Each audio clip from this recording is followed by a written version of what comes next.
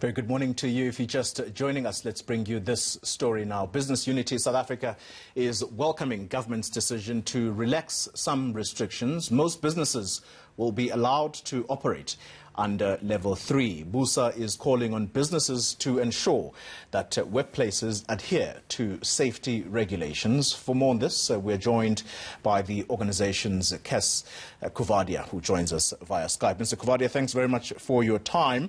So while you welcome the president's speech on easing the lockdown restrictions, your president, the president of Busa, Sipho Pityana, stressing the importance of workplaces being corona-ready when employees return. What's been your assessment thus far from the companies that have already opened?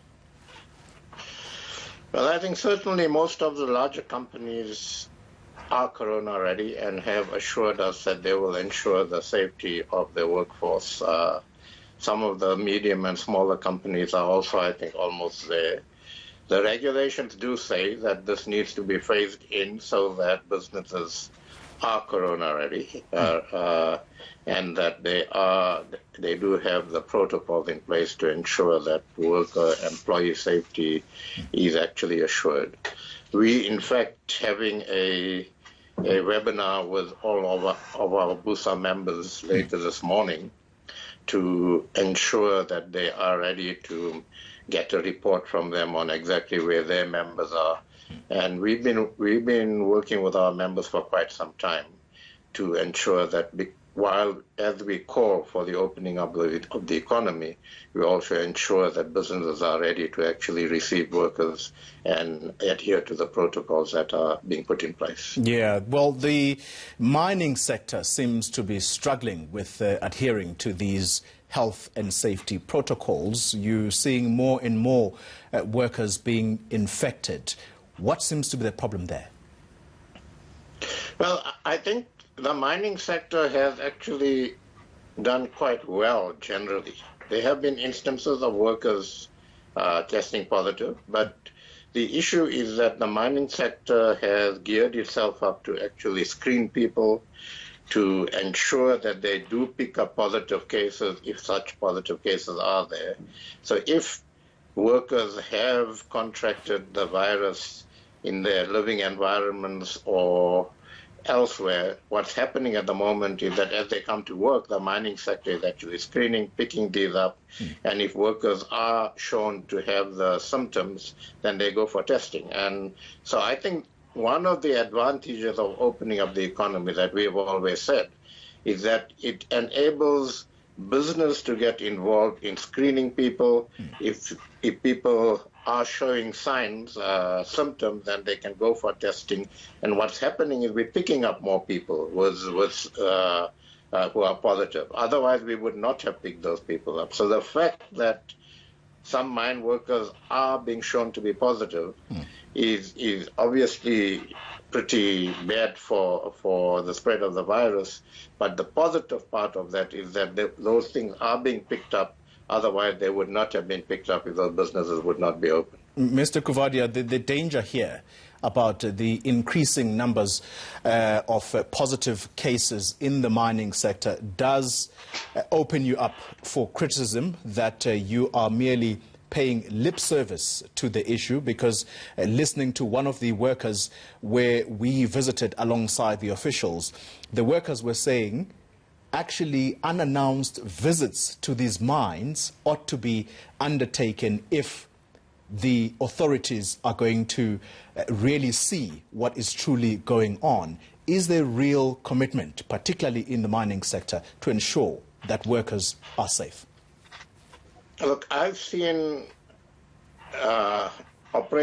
strategic operational plans from the mining industry. I've seen actions that they are taking and to actually protect workers. Now, we've been absolutely clear that if any mine, in this case, since we're talking about mining sector, if any mine is not doing what they're supposed to be doing, I mean, the Minerals Council tells me that they are ensuring that their members actually meet those protocols. They've been pretty proactive in getting strategic operational plans going. They've been pretty proactive in advising their members on what they should be doing. If a mine, in this case, consistently does not do that, then the law must take its course. We are not going to say that any business that is not meeting the protocols and is not meeting it consistently should be protected. I think we are going to have instances where a business might not be, firstly, in the early stages of this, might make some errors. In that case, give them a couple of days to sort that out. But if they do that consistently, then close the business. And I think one of the critical elements of this is that there needs to be enforcement. There needs to be oversight by authorities, and that's what we need. So we are certainly ensuring that we bend over backwards to ensure that our members are meeting these protocols. Now, some might fall through the cracks, some might be deliberately not adhering to those protocols, then the law must take its course and those businesses must be closed. I think that's a very strong message. Mr. Kuvadia, final question to you. How big a positive step is the move to level 3, particularly on economic recovery? And I ask this with, of course, the caveat that you are going to face criticism that you, particularly the business sector, did put immense amount of pressure on the president to open up the economy at a time when we are seeing and we're sitting on the peak of this coronavirus. Yeah, and I think firstly we welcome the move to level 3. We think that the economic impact of the lockdown has been severe, and we would run the risk of social and other impacts that could be very, very severe and very, very difficult for us to manage. Having said that, I think opening up of the economy does put significant onus on the business community.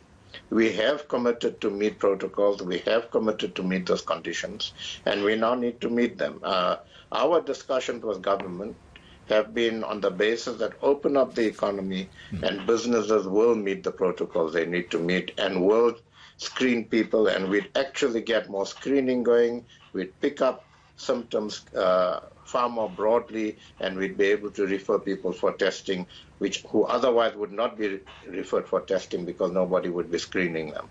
So there is an onus on the business sector, and we need to meet that onus. And the business sector has come to the fore during this crisis in a big way. Yeah. We've worked with government, and we will continue to work with government to ensure that we limit the spread of this virus, but we all accept that a spike is going to happen, lockdown or no lockdown. What we need to do is work together as a country to manage this as best as we can. Cas Kuvadia, thank you very much for your time, sir, CEO of Business Unity South Africa.